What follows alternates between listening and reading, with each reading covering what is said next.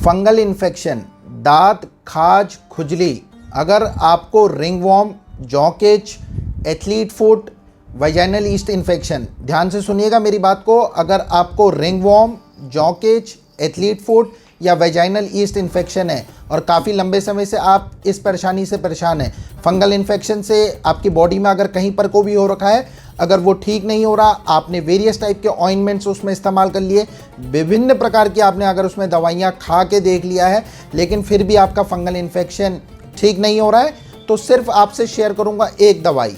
उस मेडिसिन को आप एक्सटर्नली और इंटरनली, मतलब आप उस दवाई को खा भी सकते हैं और लगा भी सकते हैं। सिर्फ एक दवाई आपसे शेयर करने जा रहा हूं। अगर आपका बरसों पुराना फंगल इन्फेक्शन भी है तो 100% जड़ से ठीक हो जाएगा। नमस्कार दोस्तों, मैं डॉक्टर सहज जोशी आप सभी का मेरे YouTube चैनल में बहुत बहुत स्वागत करता हूं। फ्रेंड्स, अगर आप मेरे चैनल में फर्स्ट टाइम आए हैं, अगर आप मेरी वीडियो को पहली बार देख रहे हैं, तो प्लीज़ आप लोग सब्सक्राइब का बटन प्रेस कीजिएगा, बेल बटन प्रेस कीजिएगा, ताकि आपको मेरे लेटेस्ट आने वाले वीडियोस के इन्फॉर्मेशन मिलते रहे और आप उन वीडियोस को देख के एक सही ऑथेंटिकेट इन्फॉर्मेशन कलेक्ट कर सकें और रोज़मर्रा की लाइफ में उसको यूज़ कर सकें।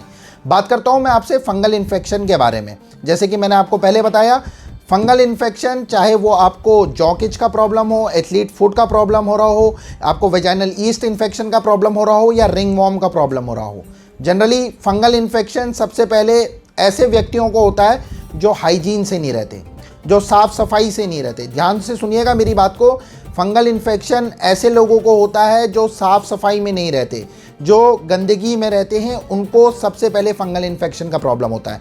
जो लोग प्रोलॉन्ग्ड, लंबे समय तक एलोपैथिक मेडिसिन का यूज करते हैं, एंटीबायोटिक मेडिसिन का इस्तेमाल करते हैं, या ऐसी महिलाएं जो बहुत ज़्यादा बर्थ कंट्रोल पिल्स, ऐसी गोलियां जो गर्भ निरोधक गोलियों का इस्तेमाल करती हैं, या बहुत ज़्यादा मीठा खाने वाले लोगों को फंगल इन्फेक्शन का प्रॉब्लम सबसे अधिक देखने को मिलता है।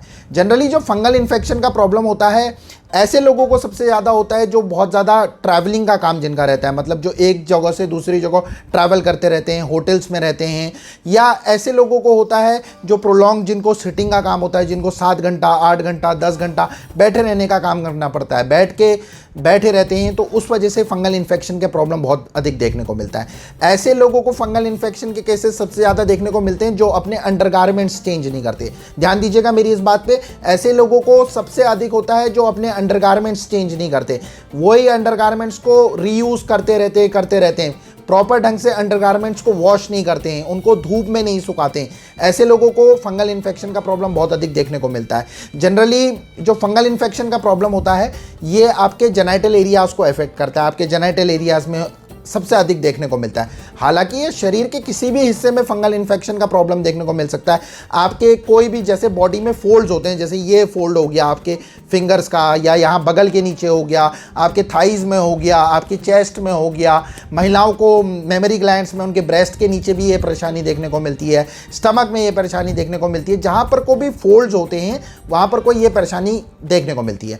जनरली जो फंगल इन्फेक्शन का पेशेंट होता है वो इतना ज़्यादा परेशान हो जाता है, बहुत इरिटेटेड, मैंने फंगल इन्फेक्शन के ऐसे ऐसे मरीज देखे हैं, एक इतने हद तक का उनका फंगल इन्फेक्शन फैल जाता है, पूरे शरीर में उनको फंगल इन्फेक्शन का प्रॉब्लम होने लग जाता है। ऐसी कोई दवाइयाँ नहीं होती जो उनने खा के नहीं देखी हो, स्पेशली जो लेमेंस यूज़ करते हैं, जनरली फार्मेसी में जाके लिवोसिट्राजिन, ये वो सो मेडिसिन इस्तेमाल करते हैं। ऐसे ऐसे पेशेंट्स देखे हैं जो कम से कम 2500 किस्म के ट्यूब्स, जो ऑइंटमेंट्स आते हैं ना, 25 लगभग 25+ ऑइंटमेंट्स लगा के देख लेते हैं। परेशानी सही होने के बजाय उनकी परेशानी बढ़ने लग जाती है। बहुत सारे ऑइंटमेंट्स लगा के देखते हैं, टेम्परेरी आराम, थोड़ा बहुत आराम मिलता है, लेकिन कुछ समय बाद उनको ये परेशानी फिर से होने लग जाती है। पेशेंट जनरली क्या करता है कि ऑइंटमेंट्स लगाता है, एक ऑइंटमेंट लगाता है, दूसरा ऑइंटमेंट लगाता है, तीसरा ऑइंटमेंट लगाता है, लेकिन आराम उसको किसी से नहीं मिल पाता।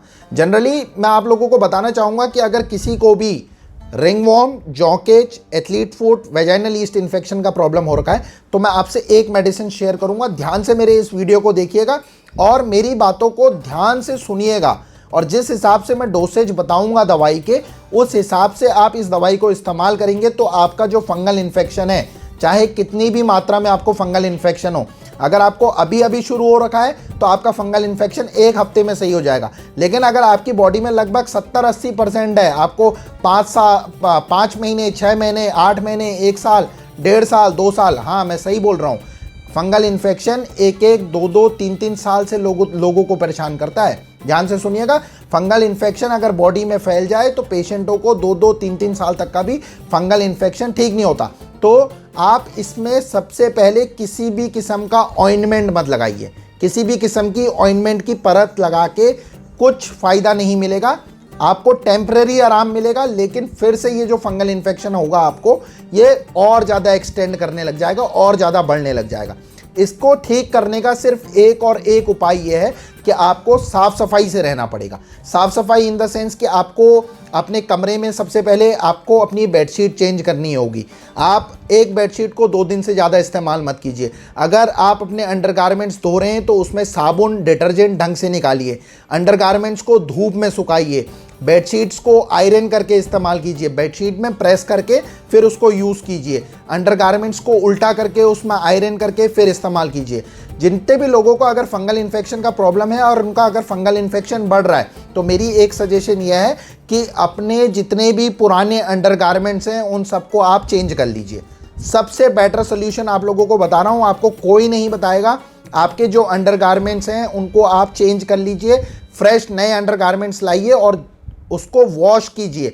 वॉश करके उनको साबुन ढंग से निकालिए। इंस्टेड घर के अंदर सुखाने के बजाय आप उसको धूप दिखाइए। धूप दिखाने के बाद उसको उल्टा करके आयरन करके फिर उसको रीयूज़ कीजिए। जनरली पेशेंट्स जो होते हैं फंगल इन्फेक्शन के इतने इरिटेटेड हो जाते हैं, इतने चिड़चिड़े हो जाते हैं, क्योंकि ऐसा होता है कि उनका फंगल इन्फेक्शन ठीक नहीं होता। और इचिंग एक ऐसी प्रॉब्लम है, खुजली एक ऐसा प्रॉब्लम है कि वो कभी भी कहीं भी हो सकती है। हालांकि जिन पेशेंट्स को फंगल इन्फेक्शन का प्रॉब्लम होता है, अधिकतर उन पेशेंट्स को रात के टाइम पे, अगर वो जब सोने जाते हैं तो उस टाइम पर को उनको इनॉर्मस इचिंग होने लग जाती है, उनको मीठी खुजली लगने लग जाती है। अगर पर्टिकुलर उस एरिया पे अगर वो हल्का सा भी स्क्रैच करेंगे तो उनको खुजलाने में बहुत आनंद आएगा। और खुजला के उस एरिया में जब तक का वो खून नहीं निकाल देंगे उस पर्टिकुलर एरिया से, उस पर्टिकुलर लीजन से, तो तब तक का उनको आराम नहीं मिलता है। तो फंगल इन्फेक्शन अगर किसी को भी है, थोड़ा सा आपको डाइट में भी चेंजेस करने की बहुत आवश्यकता है। डाइट में चेंजेस आपको ये करने होंगे कि आप किसी भी तरीके का नॉन-वेज फूड मत इस्तेमाल कीजिए। नॉन-वेज आइटम्स अगर आप कंज्यूम करते हैं तो वो आप स्टॉप कीजिए। दूसरा, मीठे का इस्तेमाल, आप अभी जितना मीठा खाते हैं उसको जस्ट हाफ या 1/4 कट डाउन कर दीजिए। अगर आप मीठा इस्तेमाल करते रहेंगे, आपको अगर फंगल इन्फेक्शन का प्रॉब्लम है तो आपका फंगल इन्फेक्शन, चाहे आप लाख कोशिश कर लीजिए, आपका फंगल इन्फेक्शन नहीं ठीक होगा। आप विभिन्न प्रकार की मेडिसिन्स, ऑइंटमेंट्स में अपना पैसा बर्बाद करेंगे। तीसरा, आप अगर जब भी घर में नहाते हैं, जब भी आप बाथ लेते हैं, शावर लेते हैं, तो उस टाइम पर को आप किसी भी खुशबूदार साबुन, जो सोप होते हैं, बहुत आजकल आपने देखा होगा मार्केट्स में विभिन्न प्रकार के खुशबूदार साबुन मिलते हैं। बहुत सारे प्रोडक्ट्स ऐसे आते हैं जिनमें बहुत हार्ड स्मेल होती है। तो इंस्टेड उन सब साबुनों के आप मेडिकेटेड सोप का इस्तेमाल कीजिए। जो मेडिकेटेड सोप होता है आप उसको इस्तेमाल कीजिए। और जो आपका साबुन होता है, साबुन को आपको अपने अलग केस में रखना होगा। अगर आप और फैमिली मेम्बर्स के साथ, अगर बाई चांस आपके और फैमिली मेम्बर्स ने आपका टावल, आपका सोप इस्तेमाल कर लिया, तो 99.99% चांसेस ये होते हैं कि आपके फैमिली मेम्बर्स को भी ये परेशानी हो सकती है। ध्यान दीजिएगा मेरी इस बात को। अगर फंगल इन्फेक्शन का प्रॉब्लम हो रखा है, अगर आप चाहते हैं कि आपके घर वालों को ये प्रॉब्लम ना हो, क्योंकि मैंने मेजॉरिटी ऑफ केसेस ये देख रखे हैं कि जिन परिवार में फंगल इन्फेक्शन का प्रॉब्लम होता है उस परिवार में धीरे धीरे करके सबको ये प्रॉब्लम होने लग जाता है। तो ध्यान दीजिएगा, अपने टावल, अपने बेडशीट, अपने अंडरगारमेंट्स, अपना सोप टोटली आप अलग करके यूज़ कीजिएगा, नहीं तो आपके घर में सबको ये परेशानी हो जाएगी। फंगल इन्फेक्शन का जो प्रॉब्लम होता है जनरली, जैसे मैंने आपको बताया कि मीठा आपको अवॉइड करना पड़ेगा, मीठे के साथ साथ आपको नॉनवेज अवॉइड करना पड़ेगा। और अगर आप ब्रिंजल्स, बैगन की सब्जी इस्तेमाल कर रहे हैं तो इस सब्जी को भी आप इस्तेमाल मत कीजिएगा अगर आपको फंगल इन्फेक्शन का प्रॉब्लम है। बैगन और मशरूम, इनका कम से कम आपको इस्तेमाल करना होगा। आपको तीसरी बात ये बताना चाहूँगा कि अगर आपको फंगल इन्फेक्शन है, मेरी बातों को ढंग से आप, जो मैंने बताया कि आपको हाइजीन का विशेष ख्याल रखना पड़ेगा। और रात को सोते समय आप इंस्टेड अपने अंडरगारमेंट्स के बजाय लूज क्लॉथिंग का इस्तेमाल कीजिएगा। आप बॉक्सर शॉर्ट्स का इस्तेमाल कीजिएगा। और दूसरा यह है कि अगर आपके गद्दे धूप में सूखे हुए नहीं हैं, अगर जो आपकी बेडिंग है, जो आपके मैट्रेस है, आप उसको धूप में ज़रूर सुखाइएगा। कम से कम उसमें धूप लगना बहुत ज़रूरी है। और अगर आपके कमरे में धूप नहीं आती तो अपने विंडोज़ को ओपन कीजिएगा। वेंटिलेटेड कमरे में ही आपको सोने की आवश्यकता है। अगर आप डैम्प वेदर में सोओगे तो आप लाख कोशिश कर लो, आपका फंगल इन्फेक्शन नहीं सही होगा तो नहीं सही होगा। अब आपसे बात करता हूं, अगर आपको फंगल इन्फेक्शन का प्रॉब्लम हो रखा है, काफ़ी लंबे समय से आपको इस परेशानी से परेशान है, तो आपको एक दवाई का नाम बताऊंगा जिसका नाम है माइकॉक्स एंटी फंगल ड्रॉप्स। R82 के नाम से भी ये जानी जाती है, R82 Mycox anti fungal drops. Germany से ये होम्योपैथिक मेडिसिन मैन्युफैक्चर होकर इंडिया में आती है। इस दवाई को आप एक्सटर्नली और इंटरनली दोनों इस्तेमाल कर सकते हैं। याद रखिएगा, अगर ये परेशानी छोटे बच्चों से लेकर बड़े से बड़े व्यक्ति को, मतलब जिनकी उम्र छोटे बच्चे से लेकर 60, 70, 80 किसी भी एज ग्रुप का मेंबर इसको इस्तेमाल कर सकता है। डोसेज आप लोगों से शेयर करूंगा कि अगर आपको फंगल इन्फेक्शन का प्रॉब्लम हो रखा है तो आप इस पर्टिकुलर दवाई को सबसे पहले लगाने का तरीका बताऊंगा। आप इस दवाई को कॉटन के स्वैब्स ले लीजिए, रुई के टुकड़े कर लीजिए। पर्टिकुलर एक रुई के टुकड़े में 3-4 रुई ले लीजिए। एक ही रुई से हर जगह रब मत कीजिएगा। मतलब अगर सपोज आपको इस रीजन में है, एक थाई में है, दूसरी थाई में, तो वही टुकड़ा आप हर जगह मत रब कीजिएगा जहाँ जहाँ पर को आपको लीजन्स डेवलप हो रखे हैं। आपको पर्टिकुलर एरिया के लिए अलग अलग कॉटन के टुकड़े ले लीजिए और कॉटन के टुकड़े में आप 3 to 4 ड्रॉप्स डाल के उस पर्टिकुलर एरिया को वाइप कीजिए। उससे उस पर्टिकुलर एरिया की सफाई कीजिए जहाँ पर को आपको फंगल इन्फेक्शन हो रखा हो। और ऐसा आपको दिन में ट्वाइस अ डे करना है। आपको दिन में एक बार सुबह, एक बार शाम, ऐसे करने की ज़रूरत है। दूसरा, इस मेडिसिन को आपको लगभग 2 चम्मच पानी में 15 बूंदें, 2 चम्मच पानी में 15 बूंदें सुबह, दोपहर, शाम, तीनों टाइम आपको खाना खाने से आधा घंटा पहले इस दवाई को इंटरनली यूज़ करना है। लगानी आपको दवाई सिर्फ 2 बार है, ट्वाइस अ डे। दिन में 2 बार आप लगा सकते हैं, एक बार सुबह लगा लीजिए, एक बार शाम लगा लीजिए। और इस दवाई को 15 बूंदें 2 चम्मच पानी में सुबह, दोपहर, शाम, खाना खाने से आधा घंटा पहले आपको इसको इंटरनली यूज़ करना है, पानी के साथ पीना है।